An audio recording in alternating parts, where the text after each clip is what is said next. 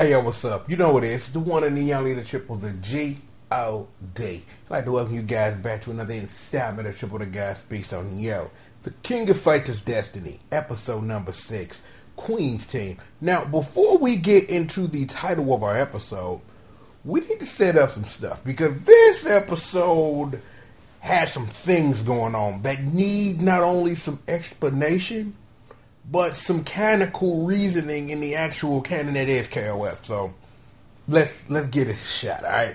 Okay. This episode had a very important thing. Kyo is talking to Saishu and he's trying to let him know that I sense the Orochi. And this, of course, what Kyo sensed was Geese unleashing it when it was the Hungry Wolves versus Billy and his crew or whatever. Then Geese came out, unleashed the Orochi, and then everybody escaped. So even then, I kind of had a feeling like this was the beginning of something. And it's like Saishu was telling Kyo, everything's fine, everything's perfectly okay, everything's cool. He leaves the room, closes it, and then like this breath of energy just crosses over the sword of Kusanagi, and you know things are going down. So with this, Kyo has this plan of get Saishu over here to Southtown and have Benny Maru find out what's up with everybody in KOF to do some investigation to see what could be activating Orochi and why would he be sensing it. In this, Benny Maru gets a phone call from his girl Rachel, his information chick, and he like, yo, find out everything you need to know about everybody in KOF. Do that for me. While he's on the phone, he gets an answer from her letting him know that she finally found Yuri, and Yuri's in England. Of course, what we knew she was going to be for the reasons that canon has her to be in England.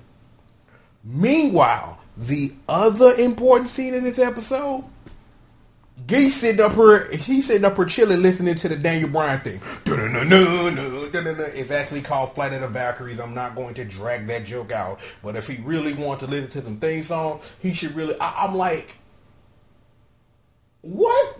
Because it's like Geese has some amazing themes, but like, what would be a good existing wrestling thing for him to come out to? I'm like, I like Patriot. Like that's when Jack Swagger and Cesaro was on that team with Dutch Mantel or whatever. It got all the American feel because Geese is down with America. Trump's America, KKK, all that. He down with that. So that'll be a nice thing. I'm like, the Usos. Like, now that'll be a good Billy thing. Like, the new Uso song before they start singing over it. Because, like, I like the new one. The day one-ish. I like that. But him coming out with the crew or whatever, like, that will also be a good rip or a hopper thing for them to walk out to. Like, somebody need to be taking notes when WWE 2K18 come out. Somebody create this and do this. Somebody need to be taking notes on this. The thing is, it wasn't important that he was listening to Fight of the Valkyries. While he was listening to Fight of the Valkyries, he got a phone call. A phone call from Rugal Bernstein. And here is where I have to introduce the actual canon of KOF. Alright. In the Fatal Fury team ending for KOF 94, there are two people who make an appearance in that ending. That being Geese Howard and Wolfgang Krauser. They sit up here and they remark that, yeah, man, yo, they did good, but they can't wait to see us again, which is an allusion to KOF 96 and a boss team or whatever. But this does make me wonder. If Geese is rolling around with some of the Orochi in him, and we know the backstory of Rugal Bernstein, and I will give it to you as some mini spoilers for the end of KOF 95 and some stuff in KOF 96. At the end of KOF 94, Kyo beats Rugal. He loses. In this, the power that because you know what, I need to set up some of the backstory. Before the events of KOF 94, Rugal had a fight with somebody. That being Goynitz. And Goynitz, because he is Goynitz and toying with people, Rugal thought he could get with him. Wrong. Wrong. Gordon is like, hey, you could never whoop a guy like me, but you seem a little fun, a little interesting. Let me give you a present. Gordon blesses Rugal with a piece of the Orochi, just a small bit of his power, just to see how long he could withstand it. It was the power of the Orochi after the Black Noah blew up at the end of KOF 94, which allowed him to survive to come back in KOF 95 as Omega Rugal, and then the overflow of that same Orochi power that saved him ultimately was his demise, which was supposed to be the plan all along, something about Maturin Vice and KOF 96 and Yori and all that old stuff that we'll explain when I actually get back to the opens of KOF. But that's the setup. You might be wondering why that I'm mentioning this setup. It does make me wonder if KOF Destiny setting up for this tiered hierarchy. That instead of Rugal being this bad guy where you are the main villain and then you get killed and get replaced, is how many... Think about it like this. How many spinning chairs of bad guys can we have in a line until we get to who's the actual bad guy? Because, see, again, the story hasn't set this up. But think about it. Right now, Grease isn't technically the bad guy per se, because he's a character involved in a whole separate plot which just happens to coincide with the plot that we're actually working with. Because remember, Terry Andy getting revenge for father's death knocked Geese off tower, even though that doesn't happen because that's retconned by Fatal Fury Wild Ambition. Please keep up. So, is it some tier hierarchy scheme that Geese and Rugal on a squad, they working together, they chilling, they kicking it? That makes you wonder, because they mention Krauser, is Krauser in the mix and all this? And if all of them in the mix and you got all these different bad guys you can pull from and all that you can do, it does make me wonder, is Goyness is what you're going to spin around and then ultimately introduce like Shermie and Yashiro and Chris, and then really introduce the Orochi stuff, because we already seen Mature, we haven't seen a hint of Vice yet, and the Ori is in the opening of this TV show, so you gotta wonder and sit up here and then do that. So you got all this going on. Meanwhile in England, because there's something that's going to tie all this together, just trust me on this. Meanwhile in England is that Yuri, we already know Yuri made it here because it's canon. She has to make it here for the Princesses of Punch to get together. That's got to happen. She meets up with King, and I'm trying to sit up her and figure out, like, how would they know each other? But then when I think about it, Art of Fighting 1 and KOF canon actually happens normally. So it could be that they all familiar each other. It gets weird when Yuri and Maya are familiar with each other, and I'm trying to understand that a little bit. But it may have been Maya been hanging out in South China at some point, and she's familiar with King. So it may be, they may be all clicked up, and it may just be all something. And then this fight breaks out, and there's a whole bunch of fan service. Lots of my panties, lots of hip thrusts, lots of, kachokins, lots of boobies, lots and lots of fan service with various moves. You got the 100 blows. You had the Choshinobi Bachi. You had the tornado kick. I wonder why King didn't do a Venom shot. Do wonder that, but it is what it is with that. But they sit up here and beat up these thugs and win a day, and they decide to click up.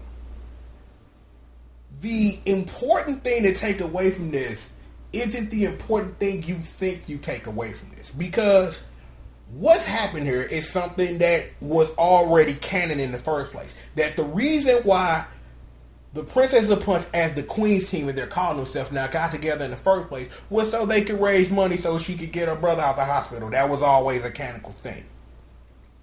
The thing that King says that puts a question in my head is that Ma already had an invitation to KOF, and King's like, well, I can enter with them and I can sell my invitation. This makes you wonder, because the opening does spoil this, is that the USA sports team is going to be part of this because again, Brian Battler is in the opening of the show, so it does make me wonder: if this is the way, are we going to get that link from the USA sports team getting into the tournament to ultimately get hunted down by Iori and probably? And when you think about, cause would it just be Iori? Like, would it just be Iori by himself taking out the whole squad?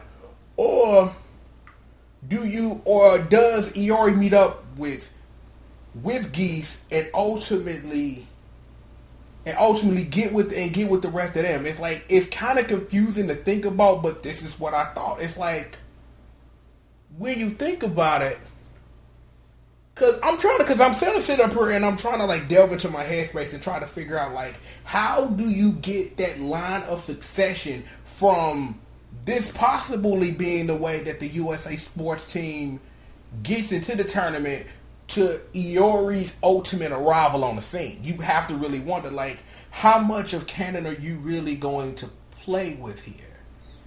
Because again, it's like, I don't really know if this show is really going to introduce Edgy. I really think that given that an important thing in Iori's character's history is he damn near killed 2 people. So I really think that as character growth, because yes, murdering 2 people, indeed children, is character growth for the character that makes sense, and then he did it again. So, you know, you ain't learned your lesson the first time, learn it again, right in the blood, woo, or something.